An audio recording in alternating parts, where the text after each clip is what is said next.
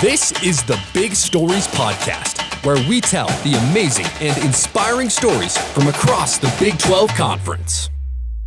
We've got a special edition of the Big Stories Podcast today. We are sharing one of our other great podcasts from BYUradio. It's called Voiceover. It's hosted by Heather Bigley, and she talks to people about their cinematic epiphanies. I'm going to be on an upcoming episode to talk about the movie Field of Dreams. Yep, it's the sports guy talking about a sports movie. Anyway, we're going to share another episode of Voiceover right now in which they talk about the movie Remember the Titans with Denzel Washington. Now, next week, we will be back with another amazing and inspiring tale from the Big 12. It comes out of Orlando and UCF. Andrew Cherico is living out his dream as a student sports journalist, but he needs a lot of help to achieve that dream since he has spinal muscular atrophy. He's received encouragement from Coach Prime and others, but his inspiration to continue on is someone near and dear to his heart. That's coming up next Thursday. In the meantime, enjoy this episode of Voiceover.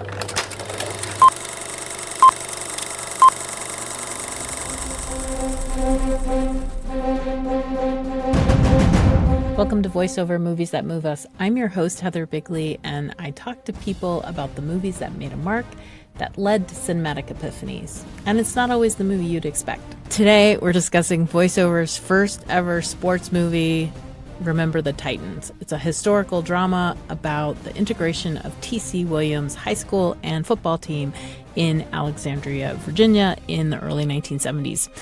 And it stars Denzel Washington and Will Patton as coaches who have to unite their team who are divided over race and racism. And in doing this, they're going to bring the wider community just a little closer together. My guest today is Rob Tabor, who has taught history at Fayetteville State University in North Carolina since 2016. His research includes Latin America and Caribbean studies, as well as slavery, revolutions, and African American history. He is also the vice president for Policy Outreach Carolina Forward. So this movie is over 25 years old, and I bet you can guess how it ends. But if spoilers bother you and you haven't seen this movie, then go check it out before listening to our episode. And stick around for the end of the conversation for more recommendations. There are a lot of things about this. One that made me super uncomfortable. Even though I thought the movie was fantastic. But growing up in Maryland, where I did, hearing a lot of the language that got used, like my shoulders went up to my ears. I was like, oh, heavens.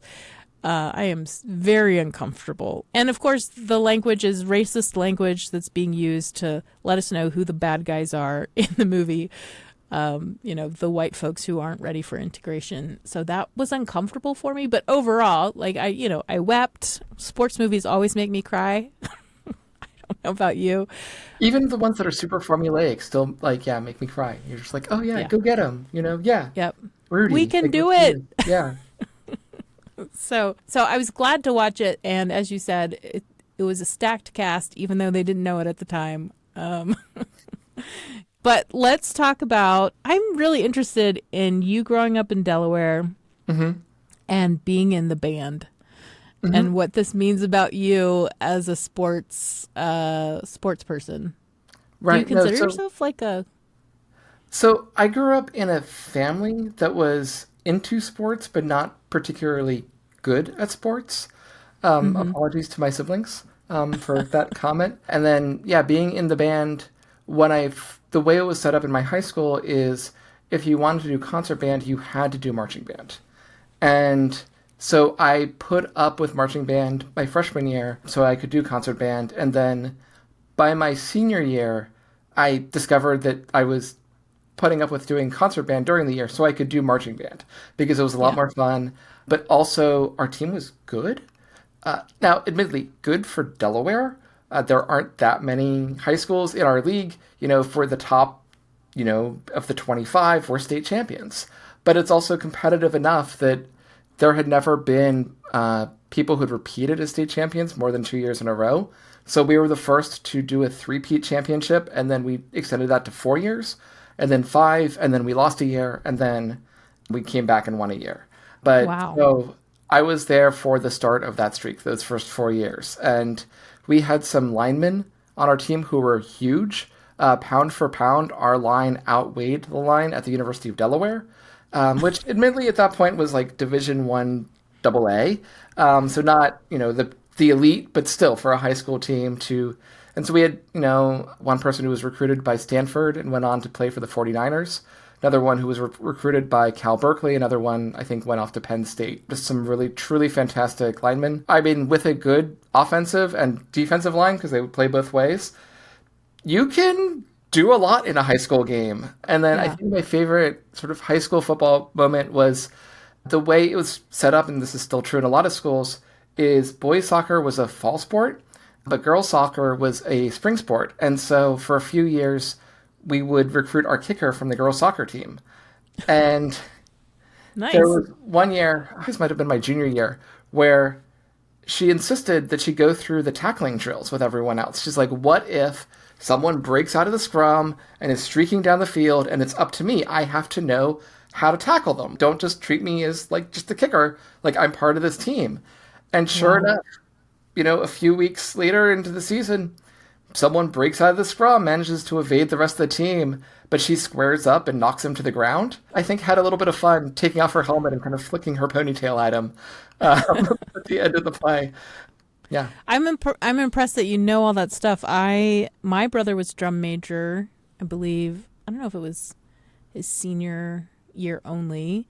So I went to a few football games, but I couldn't tell you anything about our football team. Like it just wasn't on my radar. I just sort of. It helps when you're state champions. It becomes part of the school culture. It becomes part of the history that like the stories that the parents are sharing and all that kind of thing. I mean, that's one of the things that I liked about Remember the Titans, which did come out, fall of my senior year of high school. So talking about being pitch perfect for being of high interest to me, while watching the town, the community come together behind the team, and just the excitement that gets built around a winning team that also has a cool story, that really spoke to me and resonated given what I was seeing in my own high school. And not that far away. Not that far away. No, I mean, as Virginia. As the crow flies, right? Right. Northern Virginia, like we would go to D.C. on church trips, on field trips fairly regularly. Like it was part of, it was an imaginable world, right? Where Northern Virginia, like, oh yeah, we know that place. So that's familiar enough to us. We get this. And then, in Remember the Titans, they're dealing with questions of school integration, which was still a hot topic in Delaware when I was, going through high school. So the themes of racial integration, how do you bring a community together?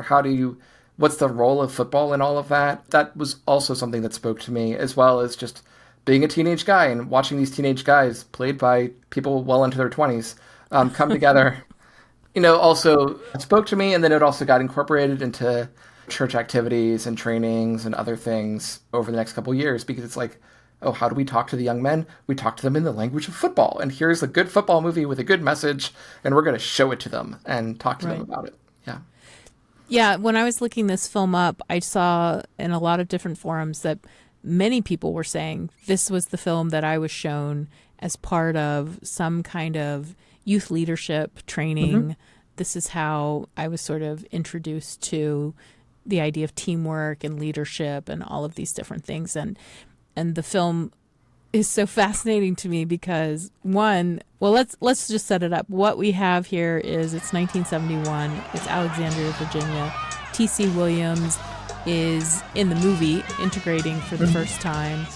And there's a football team that essentially we have Coach Yost has been the white coach for that team, and Coach Boone is a black coach who's coming in and has been granted the lead coach position, head coach position. Mm-hmm. That right there is incredibly fascinating to me, because if you know anything about integration and what happened to black teachers during integration, most of them did not get jobs, right? Right.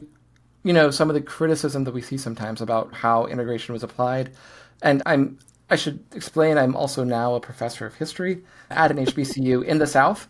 And so, and we'll get into all of this, but, I've heard stories from people who talk about their parents being teachers in South Carolina who, after integration, got fired just because they were members of the NAACP.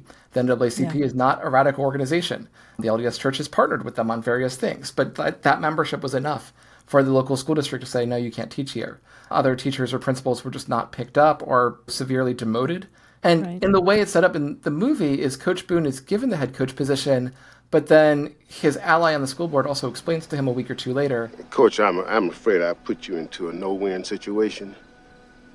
I just found out the board didn't even think you'd make it out of camp. Now that you have, I've learned that at the first sign of trouble... Trouble? What kind of trouble? Lose a game. They'll fire you and turn it back over to Yost. One game, just like that? Mm-hmm. What about my family? We just got here. They just expect me to pick up and move. What about my girls? I don't know what to say. I'm sorry, Coach. That it's what we now call a glass cliff situation, right? Where you've been set up, you've been promoted so that people can push you over the cliff. But these are the stakes for Denzel Washington's character, is that if he loses a single game, he's out as head coach, and he's just moved his family from North Carolina. And so that's some of the pressure that's put on him. And then Coach Yost to, stay on after being demoted from being head coach, figuring out for the two men how to work together in a workplace where they're not really set up to succeed is Right. also really fascinating. Yeah. And they each have sort of their own allies, their own sort of supporter who is kind of in the room with them. Here's the black coach that's also a friend that can kind of side with the line coach, and then the white coach who's doing special teams. And so you have those intra-racial conversations, right, within that community that we have perspective on in the movie. And I thought that was a really interesting storytelling device to just be able to get into the heads of these different coaches and how they're thinking through things. I thought that was set up nicely. And then they also have their own allies on the outside, right, where Coach Yost has to, when the game is kind of rigged against TC Williams, because they're like, okay, this has been a nice story, but this has gone far enough, has to stand up to the ref whom he knows personally.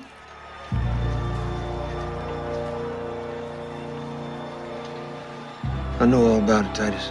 What are you talking about, Bill? You call this game fair, or I'll go to the papers. I don't care if I go down with you.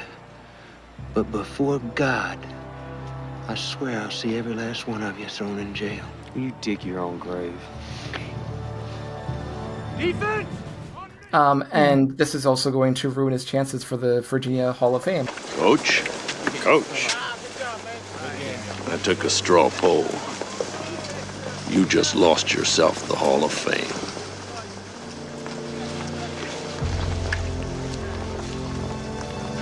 Which is a big deal. The Virginia High School Football Hall of Fame is a big deal if you're a high school football coach. This is the peak, the summit of his career. To me, that was also one of those, I think, early teachings about what we now consider to be allyship, right, in the literature of, he could say all the nice things he wanted to Coach Boone, to the players, but until he was willing to stand up to his friends and his community of, hey, what's happening here is wrong, put himself at some professional risk to do so. That's like, okay, this is when that moment of, okay, this is sort of when he's reaching another level on his own character growth and arc. most of the drama that's in front of us is watching the white players and the black players learn how to work together and to become a true team. The movie does this nice job of creating pairs. So we have Julius and Gertie. Gary Bertier, yeah. Bertier, which every time they said the name, I was like, Bertier? Bertier. No. It's a sound. It's Bertier. Bertier. We also had PD and Alan, and then we had kind of Rev and Ronnie, and they were these pairs of white players and black players, or I've listed them as black players and white players, who have to sort of come together, figure out how to work together, and then their being able to do that is going to sort of signal to the rest of the team, even if I don't agree with this, I have to fall in line. There's not too many. There's only really one player that sticks out as I don't want to do this. And he's kind of ousted from the team at one point. Which is a key moment for the team coming together, right? Like, yeah. Both Bertier being able to call Ray out. I mean, when Ray had been his buddy, we see them together a lot early on in the movie. Yeah. And what we see is, in some ways, I mean, Bertier cares a lot about his community and he wants to be a hero. And he's seen as a leader by the other white players. He's already seen as this all-American football player and this hero. And Ray will kind of reinforce how Bertier's using this leadership to say, okay, we're going to stand up for the white players, we're going to protect them. And when Bertier being pushed in a lot of ways by Julius Campbell to expand his thinking and that, Campbell saying, hey, look, this is dragging down the team. I'm playing selfish football because everyone's playing selfish football. Honestly, I think you're nothing. Nothing but a pure waste of God-given talent. You don't listen to nobody, man. Not even Doc or Boone. Shiver push on the line every time, man. You blow right past them. Push them, pull them, do something. You can't run over everybody in this league. And every time you do, you leave one of your teammates hanging out to dry. Me in particular. Why should I give a hoot about you? Huh? Or anybody else out there?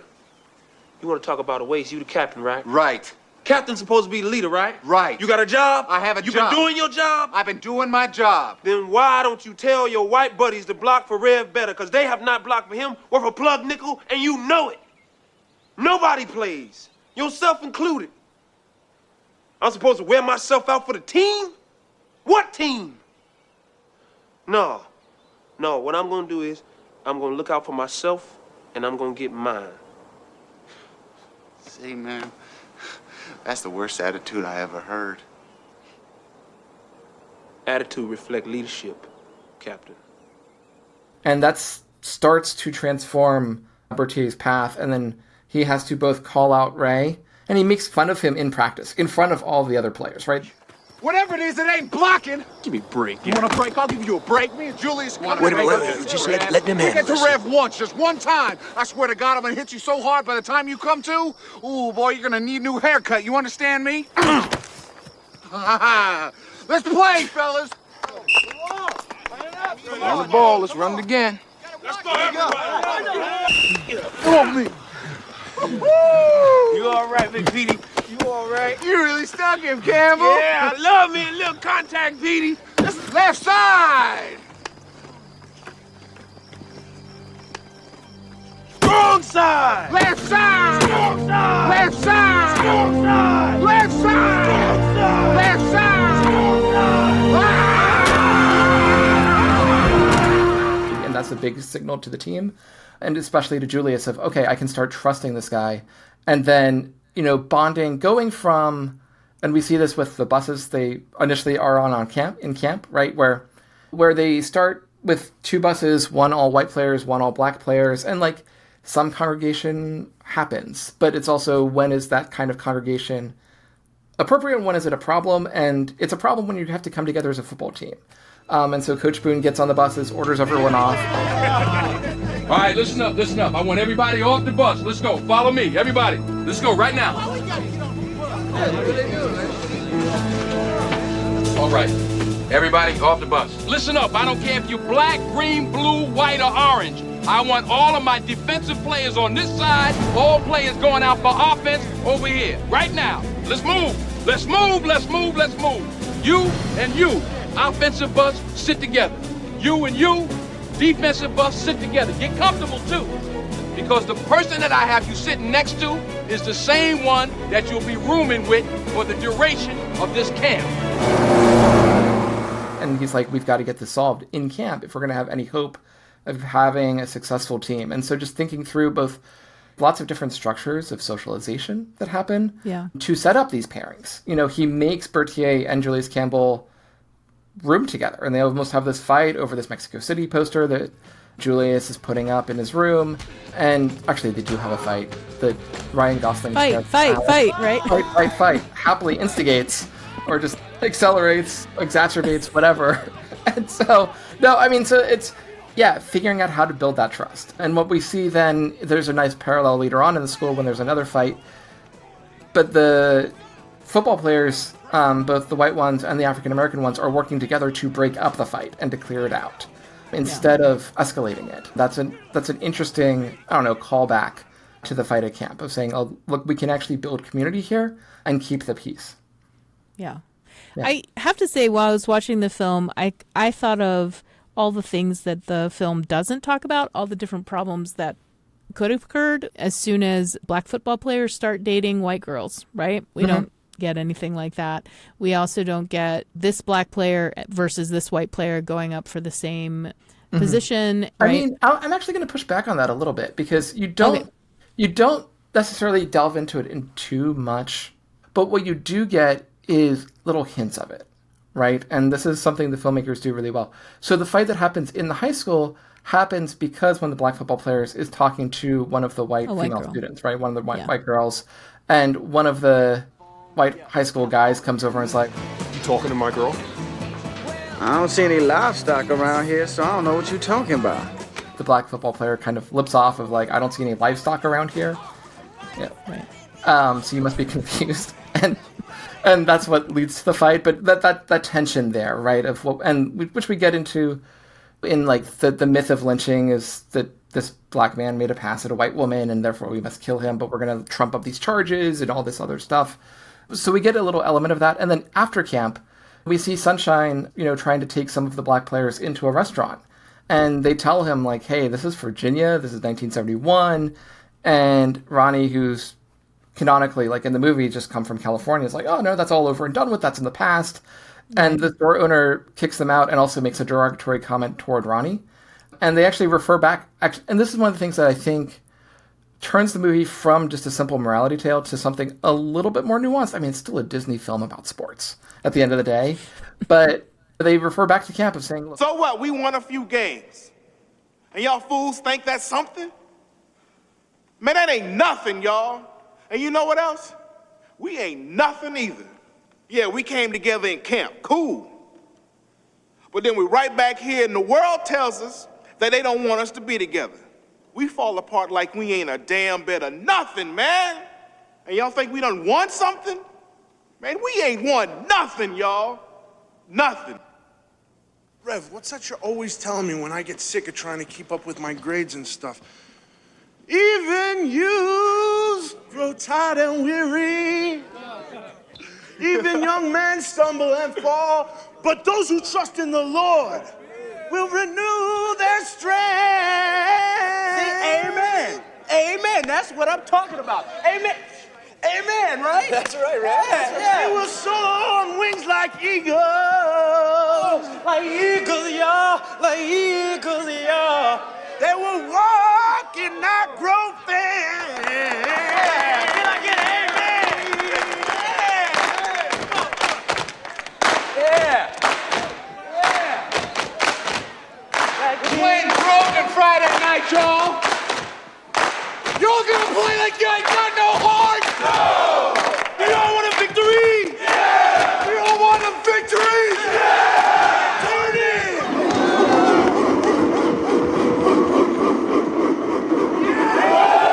But they have this team meeting, backed up by some of the other sort of lead players of, hey, we need to come together. We need to talk.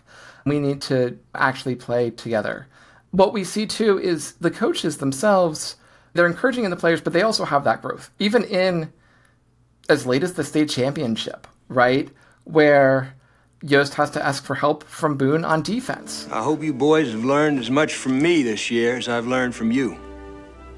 You've taught this city how to trust the soul of a man rather than the look of him. And I guess it's about time I joined the club. Herman, I sure could use your help. Ed Henry's kicking my... Listen up. This is our time now. Second half is our time. We're gonna make some changes on defense. It's spreading us out too far. We're gonna put Sunshine, Allen, Glasgow, Davis. You're gonna play both ways. Rest of the game. I don't want a receiver to get across that line of scrimmage. Coach Yost will tell you where you're playing, all right? Let's go. It's our time. Everybody in. Our time, our time, our time. Titans on 3. 1, 2, 3. Boone has to do a trick play, which he had been adamantly against. Get a timeout. Timeout. Coach, just slant to a strong side every time. You gotta catch him in that slant and let him over pursue. He's onto your game. You gotta throw something at him he's not ready for. Rev! Where's Rev? Yes, sir. All right, listen. You ready to run? Yes, sir. Fake 23 blast with a backside George reverse. You got that? Fake 23 blast with a backside George reverse like your life depended upon it. Let's go. Let's go. And then what we see, in case you don't get the metaphor and need to be beat over the head with it, you have Sunshine blocking for Rev, right? All the way, who's hurt his hand and can't throw anymore. But they do a quick reverse play, whatever, and like trick the team. But so you have this white player literally like clearing the field for a black player to score the winning goal, like winning touchdown in the Virginia State High School Championship, right?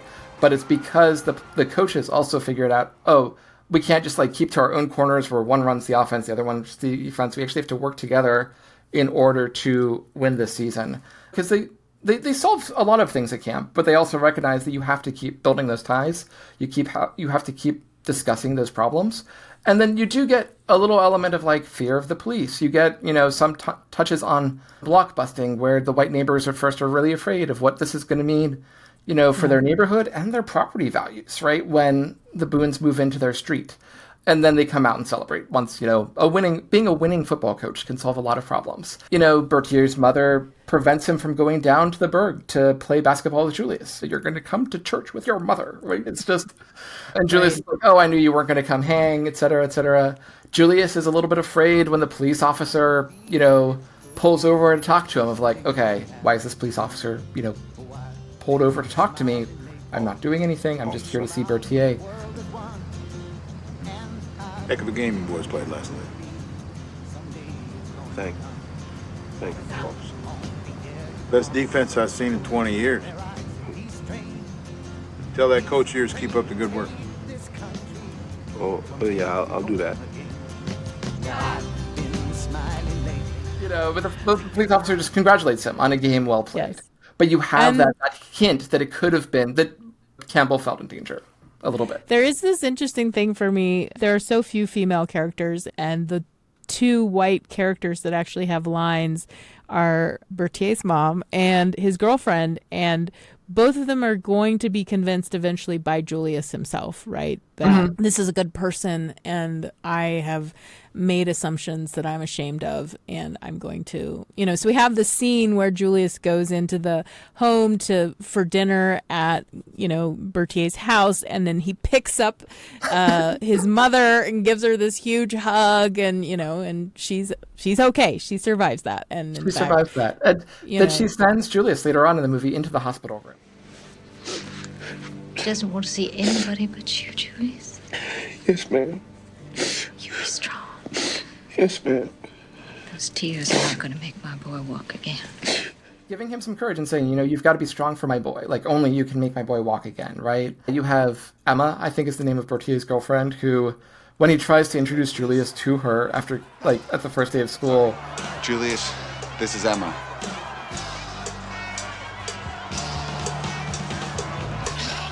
She's very cold. She's like, I am not ready for this. But then I can't remember if it was after the accident or shortly before, when she is willing to shake, she reaches back out to Julius. Julius Campbell? Hi, and I'm Hoyt. Oh, well, I guess we never met, huh? Excuse me, young lady. You can't be here right now. You're going to have to get back to your seat.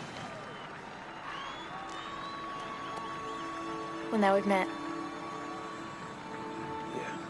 It's nice to meet you. Good luck to you. Also, this is Cheryl Yost Erasure, the tiny Hayden Panettiere, as Coach Yost's, the one Yost kid who actually gets depicted on film of the four, who's very invested in the success of the Titans, causing, Coach Boone's daughter to kind of question. Are all white girls that crazy? Right, being that intense into the team. Yeah, no, it's true. This does not, I don't think, pass the Bechdel test, because even when the two girls are talking, they're talking about the team. Yeah, no, it's a very bro-y film in a lot of ways. Yeah. Yeah. Okay, so the film, I was moved by the film as I watched it. As I said to you, I cried. The ending is really beautiful, right? Mm-hmm. And they've set up enough of these relationships where you're just rooting for not only the team, but you're rooting for the people. Mm-hmm. I want Julius to do well. I want Rev to do well. I want, and you don't feel so spread thin, or the characters don't feel so stereotyped or just kind of stock character. You get involved in their lives. Even if they are a little bit of archetype, a little bit, but you do get a little bit of depth, right, to them. Yeah. And I have this experience with history films, which I love. I love to see. I love a costume drama. I love something that's going to pick up where, here's a controversial moment, where a moment of transition in American history where we had to make a decision about who we were going to be as a country. I mean, that's essentially what the film is saying. We had to make a decision about who we were going to be as a country, and this is what we decided. And yet, part of me is a little cynical about those films. In 2000 or probably 1998, 1999, when this was getting made, Disney probably felt like we'd solved a lot of these problems, right? And that's why we can make a film like this, right? It's because all safely in the past. We know who the good people were, who the bad people were, and we can do these kinds of like big moral judgments because we've all arrived, right? Yeah. Right. Yeah. We all agree now about what this should have looked like and how we would have acted had we been, involved in this. I don't know. As a history professor, as a historian, am I right to be cynical? Okay, so this is an interesting thing. I think one of the things that's really important when we talk about civil rights films of the United States or of anywhere else, though it is a genre that I think is most robust actually in the United States, with a slight second place for Cuba, some of the other places in Latin America. Europe could shows probably up in Bollywood. Some Bollywood stuff, right? Yeah. Europe could North probably African have films. more civil rights films, but they have a lot of other kinds of films, right? Digging into their past, thinking through it. But what I would say is, if you're interested in the time period, like dig into the books about it for sure, or at least the Wikipedia articles. Dig in a little bit further, but also don't have it be your only civil rights film, because this was a long journey. And as you watch multiple films, different themes come out, different ideas come out. One of the things that a film that I really enjoyed when it came out a few years ago was Rustin. Looking at Bayard Rustin, who, this is the early 60s, and he's being trusted by A. Philip Randolph and other leading civil rights leaders to organize the March on Washington for Jobs and Freedom in 1963. As a black gay man who was well to the left of a lot of these organizations, right? Yeah. And they were a little worried that being associated with someone like Rustin would diminish the credibility of the march. But what A. Philip Randolph did was he said, hey, look, no one else can organize this. No one else can think through the messaging, get all the sponsors, because this is bringing in a whole lot of people and it needs to really work. Things like, there are films that I think go insufficiently into the perspectives of black participants, black characters in the movies. The Help is a classic of this. The Blind Side, if we're talking about race and football, has turned out to be deeply problematic in the ways that, but it can also, I think, be done well, and I think digging into it. And so Remember the Titans, I see it as, is it a fully accurate depiction of the history of T.C. Williams as a football team? No. But does it get a sense at some of the core changes that happened in Virginia society between 1963 and 1974 as they went from massive resistance to desegregation to having these integrated schools? Yes. And it does this through these archetypes and these very deliberate pairings and all this other kind of thing. There are two things I want to talk about here. One is if this movie's being made in 2000 and we feel like, all these problems are solved, so we can make this movie. Mm-hmm. As we look back upon it 25 years on, it feels like we can't say all these problems are solved, right? I think of sort of the way people kind of laugh. How do I word this? When Obama was running, there was a joke, which was, oh yeah, racism is solved. We don't have to worry now because we have a black president. And of course, that turned out to be absolutely untrue. And part of that was why we were telling the joke, right? Is obviously this isn't true. There's a great 30 Rock bit where Tracy Jordan is explaining that old school racism is back. But yeah, with the Obama election, there was, and this is something where we get into some sociological theory, but this idea that for a lot of white Americans before 2008 especially, we just didn't think about race that often. This is until there was a moment of just kind of some salience in our lives, right? With if someone we knew brought home a partner of a different race, like someone from our family or someone in our church. If there was someone at work who was of a different race or background, then we'd have to think about it. And what some sociologists tell us is that during these moments of salience, what happens is you can either become more open to learning more about how race and racism function, or you can just kind of shut yourself down and say, I don't want to think about this. And I first heard this theory, the first time I was introduced to this theory was actually at a conference in, I think, early 2011.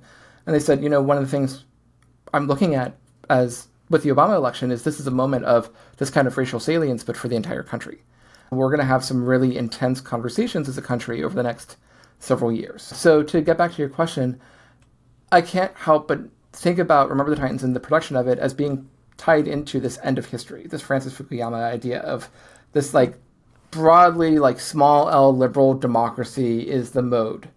The Soviet Union has fallen. There's no one really questioning this capitalist democracy with globalization is great for all of us. It's going to be great for all of us.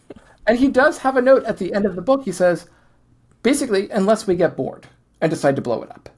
Yeah.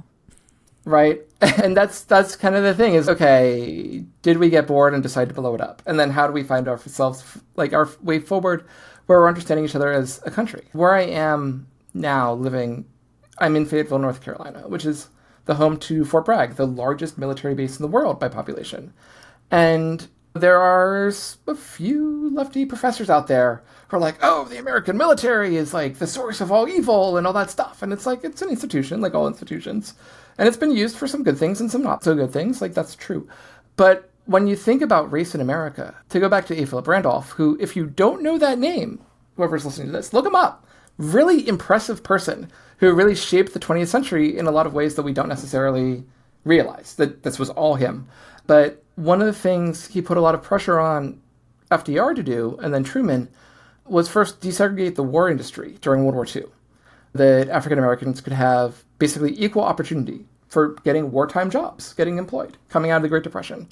And then when Truman called for a peacetime draft to go into the Korean War, A. Philip Randolph said, we're going to do a March on Washington, African American organizations, unless you integrate the military. We're not going to fight in another American war while having fewer rights here. You have all this rhetoric discussion, and this comes out of World War II and the double victory movement, but, we need to start integrating the military. And so to come back to Fayetteville, we're now 70 years into this integration, and, we had the Fair Housing Act in the 1960s, we have VA home loans, and what that's led to is Fayetteville, we're not a perfect city by any means, but is much more residentially integrated than a lot of other cities in the country. Not just in the South, but also in the North, in the Midwest, in the West. Yeah. Something I remind my students is Oregon had it in their constitution that only white settlers could settle in Oregon, right? Ohio, Indiana, lots of other states would have these racial restrictions on who could move in during these great treks westward. So, no, so there's that component of it of if we can have institutions that are basically fair, where it does allow this opportunity for people to, make something of themselves, to advance, to get opportunities. And it shouldn't be just the military. It should be our universities. It should be our trade schools. It should be, our companies. It might not always be someone of my exact background who's, there, but in charge of my boss, right? But that's okay. And, it's interesting when we look at the polling, there are a lot of Americans who broadly agree that, our students should learn, American history, what we've done well, what we've done poorly, our efforts to improve, that they should learn about different cultures, different races, different backgrounds. We should learn about these struggles in an honest way. We should read authors of diverse backgrounds, and we should, be able to have these conversations. Things break down of when we question how much racism should there be in America, how systemic is it, whatever else. But there's actually a huge foundation or, basis on which a lot of Americans of different political parties agree actually about, what we should be learning in our schools, because we all want, most of us anyway, want our kids to be ready to work in a diverse workforce, to be able to live in a diverse community with people not like them, and figure out how to build relationships and friendships and just getting along with your colleagues, and how to not be bullies, and that's part of that is knowing that people come from different backgrounds, have different perspectives on things, and realizing that when someone says something, it might not actually be about you. You're not the center of the universe, right? I'm not the center of the universe. And just taking that moment before we take offense and just saying, oh yeah, okay, where are they coming from? Can I understand them a little bit more? And having that empathy. I don't think Remember the Titans should be the only movie about civil rights you ever watch, or the only movie about football. There's some really good ones out there, but it's a good starting point. And it hints and opens up a lot of other good, useful questions. I want to jump into something you mentioned before the interview about masculinity, about this movie teaching you a form of masculinity that maybe we need more of. Yeah. What I really like about Remember the Titans is, so we talk about moral communities. Our sociology friends talk about moral communities. This is the circle of people that you care about, that you'll, visit when they're sick, when you'll reach out to them, when you want to support them and see them do well. And we see Remember the Titans, we see the players' sense of moral community and family expand. There's this great moment near the end of the movie when Bertier is in the hospital and Julius Campbell comes in to talk to him, and the nurse says, Only Ken's allowed in here. Alice, are you blind? Don't you see the family resemblance? That's my brother.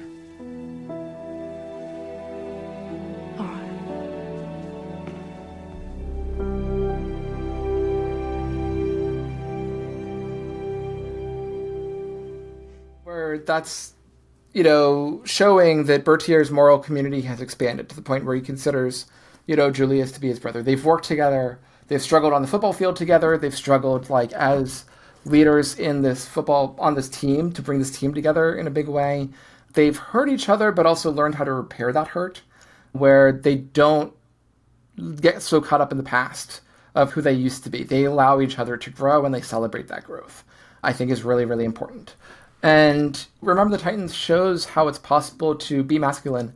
I mean, I don't really know anything that's more masculine than football, it's also a little weird because we're wearing tights and wrestling around in the mud with a bunch of other guys, but that's okay. But to be slapping each other on the bum. Right. There's a lot of that. To be a man, right, who's growing up, going from boy to man is about learning how to lead and also to transcend the differences between you and other people.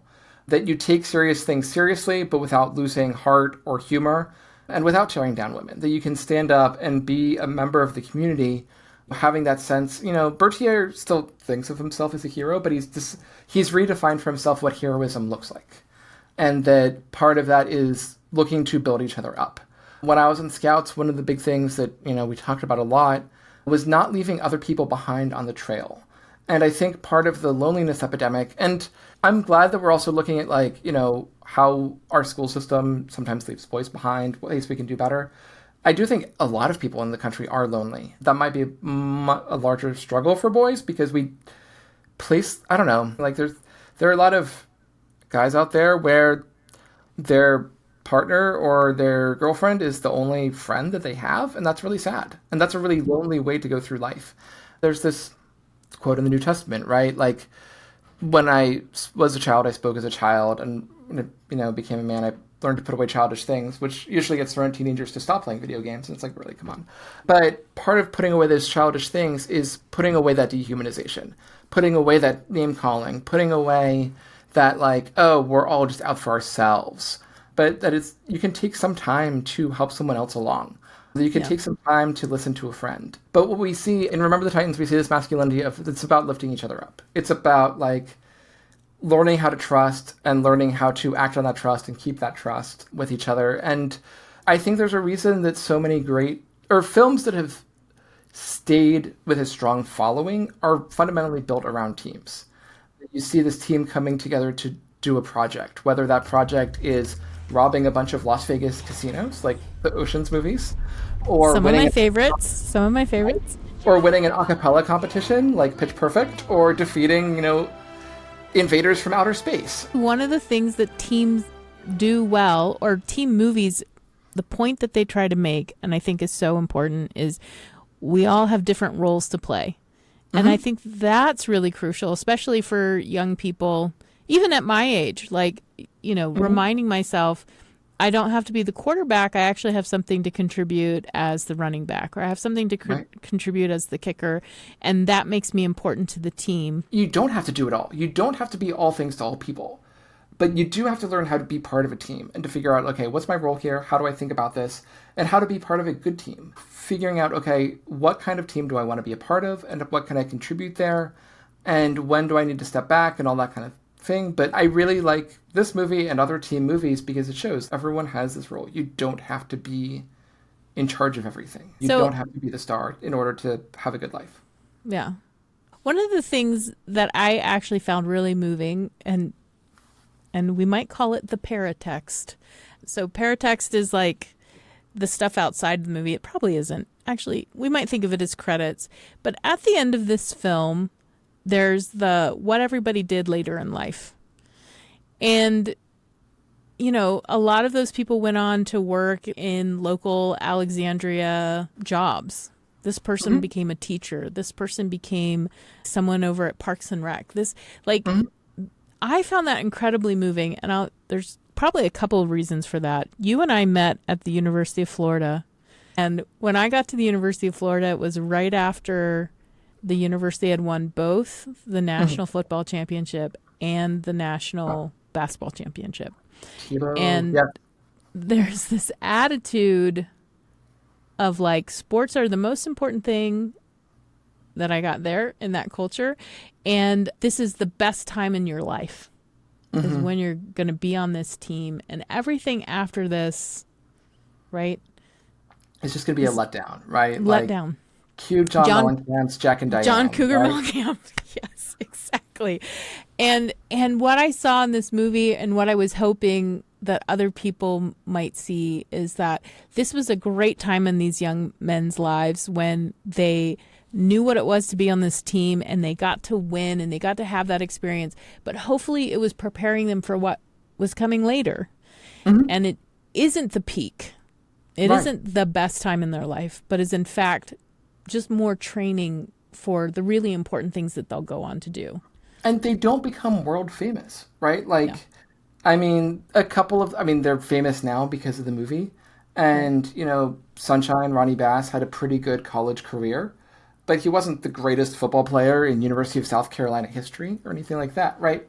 A lot of them went to college. Some of them didn't. Some of them joined the Navy. But a lot of them, are just living life in Alexandria. They're people. And that's okay. You don't have to be the greatest of all time. And it's, I think, one of the reminders of the movie of people turning to people, and that's fine. And that you can gain strength from that. You can learn from that. I like how you were talking about that. When we think about Napoleon Dynamite, one of the most ridiculous characters in the film is Uncle Rico. Of if only the coach had put me in, you know? And there's also that a bit of a current in American culture sometimes of, oh, they peaked in high school, right? Like they're still trying to hold on to that glory day. Now, I will say, as a former Delaware State champion of Quiz Bowl, that I like coaching my high school's team, like the local high school's, public high school's team. Started doing that a year ago, and it's nice to do that, and, you know, it's great to be back in that world, but it's not the only thing I do in my life. High school is just a phase, that it's just a short period of life, and it's really hard sometimes when you're an adolescent to recognize that, because it's been your entire life, right? You don't really remember that much of elementary school. You remember some of middle school, but like you've just been in high school basically forever, especially by the time you're a junior or senior. And we get all of these stock characters also in media. Like we have a lot more stories set in high school than we do in college because it's a more universal experience. Right. And so you get these different stock characters, and I thought growing up that high school was going to be like Saved by the Bell. And that my big challenge in life was going to make sure that I was a Zach Morris or an AC Slater, and definitely not a Screech. And I discovered that I have a few Screech-like tendencies, and that's fine. And that's okay. I never really got shoved into lockers, but that I could be myself, which sometimes there's a big fear in adolescence of being yourself and of being perceived, but that I could find ways to contribute to my community by not tearing people down, but by being a good friend, by listening to my friends, by being supportive of, you know, and I don't know, encouraging for us to be the best version of ourselves.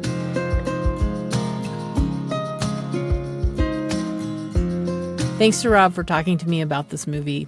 Even though I admitted that I cry during sports movies, I realized as I was doing research that I don't actually sit down for a lot of them. I mean, I've seen the classics, A League of Their Own, $1 Million Baby, Hoop Dreams, Chariots of Fire, The Bad News Bears, Hoosiers, The Sandlot, Cool Runnings, Blades of Glory. I've seen them, but I don't generally seek them out. Don't get me wrong, I love sports. My brother taught me how to play baseball, basketball, football when I was a kid. I played lacrosse in high school. My husband and I had a long-standing racquetball date for years. And I love to watch sports. I'm the kind of person who cheers for everyone on the court. Did the opposite team score a gorgeous three-pointer? I'm going to cheer for that. And perhaps that's why I don't often sit down for a sports movie. When done poorly, these movies divide into the world of us versus them, as if you can judge the heart of a person based on the uniform they're wearing.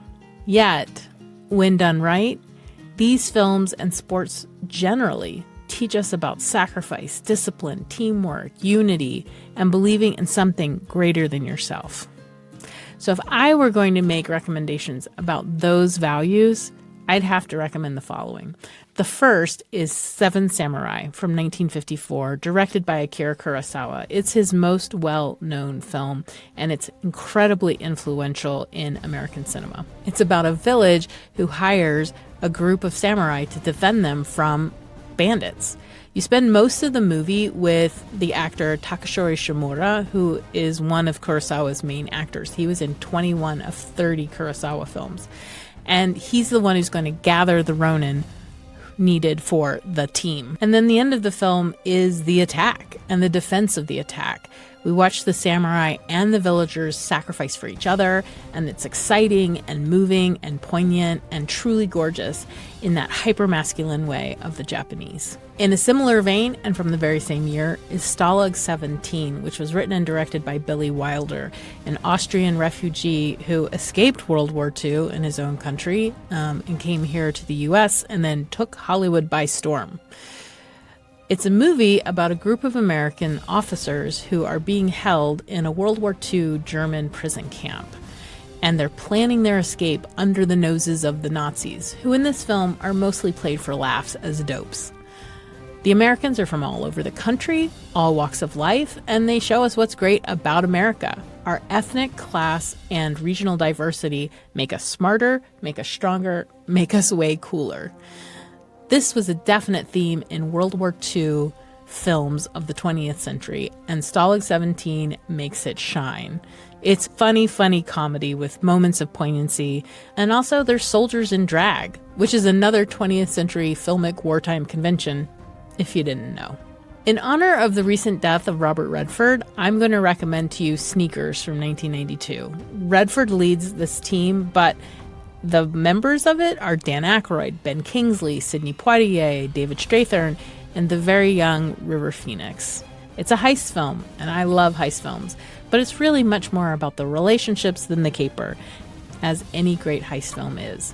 It's the film that set me up to fall in love with Ocean's 11. It's got great dialogue, it's got funny characters, it's got a nice little puzzle at the center of it. It's enjoyable. You should watch it.